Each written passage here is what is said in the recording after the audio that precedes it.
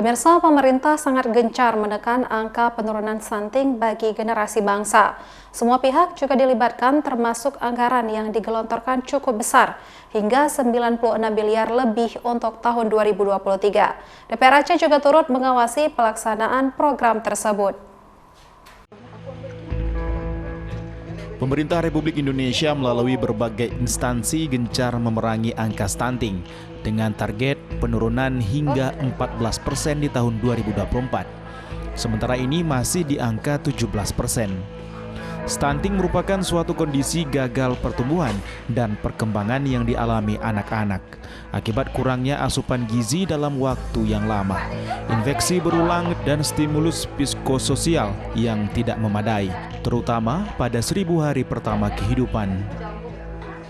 Alokasi anggaran untuk menekan stunting juga cukup besar, mencapai 96 miliar lebih pada tingkat nasional, sehingga diharapkan bisa menyentuh sampai ke masyarakat pelosok yang rentan dengan sulitnya jangkauan pelayanan kesehatan.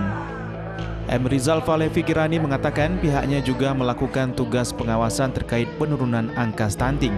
Setidaknya anggaran yang dikucurkan untuk stunting mencapai 96 miliar lebih, sehingga program tersebut bisa tepat guna. Persoalan stunting memang sudah menjadi isu nasional, dan ini adalah konsentrasi daripada pemerintah Indonesia dan pemerintah Aceh. Nah, kita tahu bersama bahwa alokasi anggarannya sangat fantastis dan kami terus mengawal sehingga penurunan stunting kita dari 2022 ke 2023 itu ada penurunan stunting 2%. Dan kita harapkan bahwa jauh lebih menurun stunting ke depan sehingga program-programnya langsung menyentuh. DPRA juga akan terus mengawal pelaksanaan terkait prevalensi angka stunting tersebut agar bisa dilakukan tepat sasaran. Stunting menjadi masalah yang kompleks karena dipengaruhi oleh faktor di luar bidang kesehatan seperti lingkungan dan pola asuh. Sementara faktor spesifik yang berkaitan dengan kesehatan seperti kurang gizi dan anemia. Dari Kota Banda Aceh, Topan Mustafa, iNews melaporkan.